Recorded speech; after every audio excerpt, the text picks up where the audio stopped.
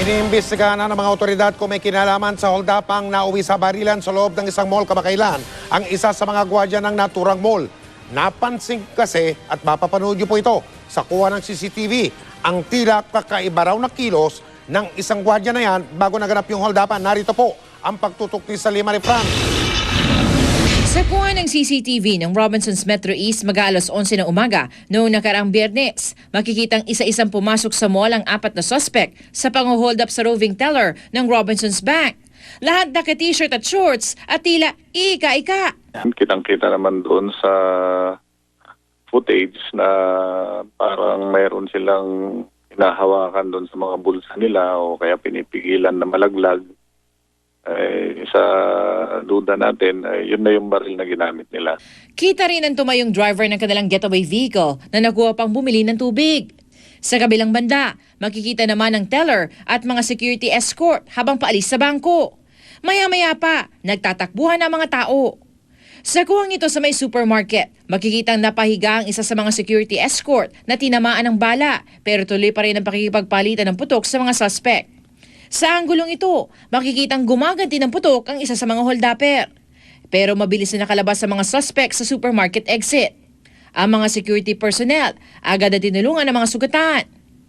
Hindi pa malinaw kung paano nakapagpasok ng baril ang mga suspect, pero tinitignan na raw ang posibilidad na may kinalaman ang isa sa mga gwardya. Sa kuwang ito sa may basement entrance ng mall, makikitang tila kakaiba raw ang kilos ng gwardya.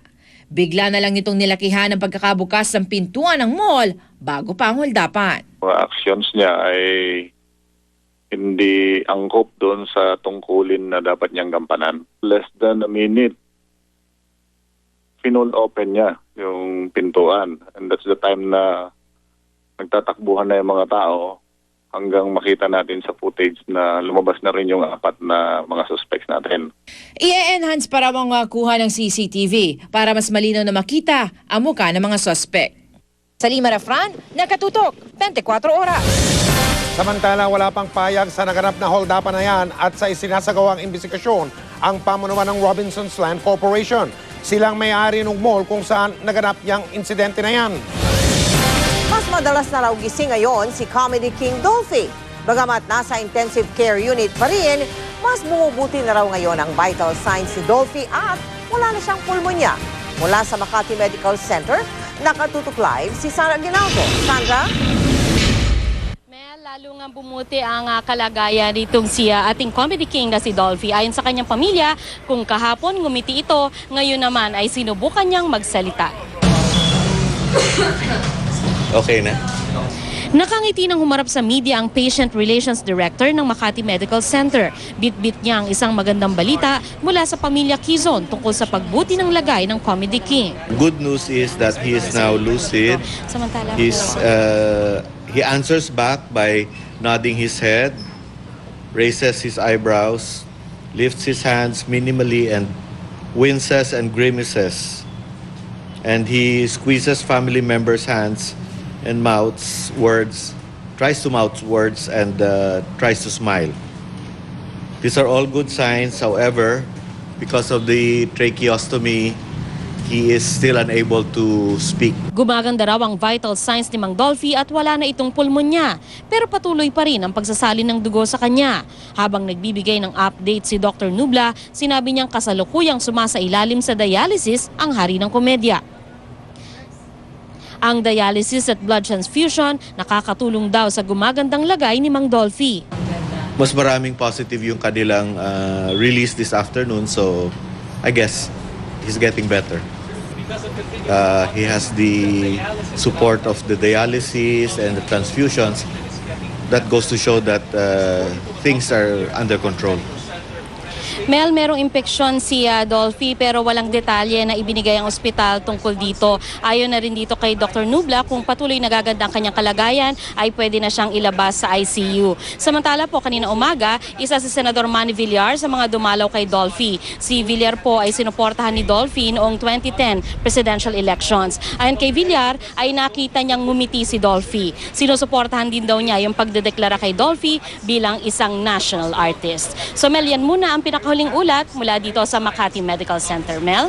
Sandra, Yung mga bisitang pumapasok, dumadaan ba sa security? Sandra?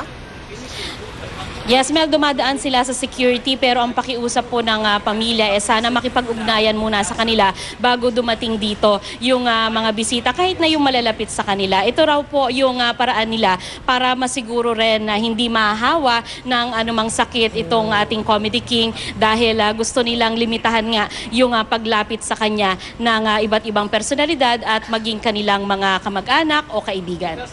Maraming salamat, Sandra Ginaldo.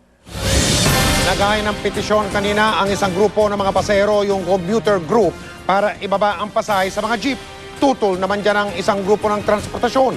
Hindi raw dapat ibaba ang sigil sa pasahe sa mga jeepney hanggat hindi umaabot sa 37 piso na lang kada litro ang presyo ng diesel. Nakatutok si Julio Segovia.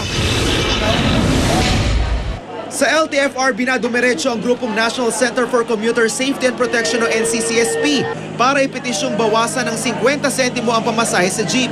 Nais ng grupong maging 7.50 ang kasalukuyang 8 pesos na minimum jeepney fare. Ang tinatawag ito non-negotiable time. Hindi na po pwedeng iurong sa oras na ito. Talagang ito na po yung tamang panahon para tayo ay magpetisyon. Bagay na ikinatuwa ng mga pasahero. Mas masaya po kami dahil marami po kami maiipon na pera. Malaking kaluwangan din dahil mababawasan yung namin, gastusin. Pero para sa transport groups, di na raw kailangan magpetisyon ng commuters group. Sa isang pulong, nagkasundo raw silang kusang magpatupad ng 50 centavos fare rollback, oras na pumalo sa 37 pesos ang litro ng diesel. Sa monitoring nila, nasa mahigit 38 pesos pa raw ang kada litro ng diesel. Ang lalabas doon, magiging salbahay pa kami sa taong bayan para kan lumalabas kami yung matakaw sa pamamagitan ng pag hindi pagbibigay ng pagbaba ng pamasahe. May kusa po kami. Sana naman po ay maunawaan nyo rin kung bakit meron pa kaming benchmark na tinatawag. Bakit hindi pa namin ibigay ngayon to? Pero ang ilang tsuper, umalma sa petisyong bawas pamasahe. Hindi pa, obra.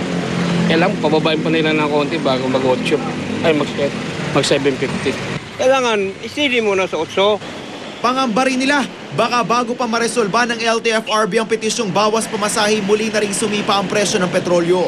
Kung inkis sumirit pataas ang presyo ng petrolyo, paano naman ho kami?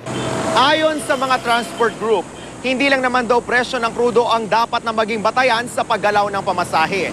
Konsiderasyon din nila ang boundary ng mga tsuper, pati na rin daw ang mataas pa ring halaga ng spare parts.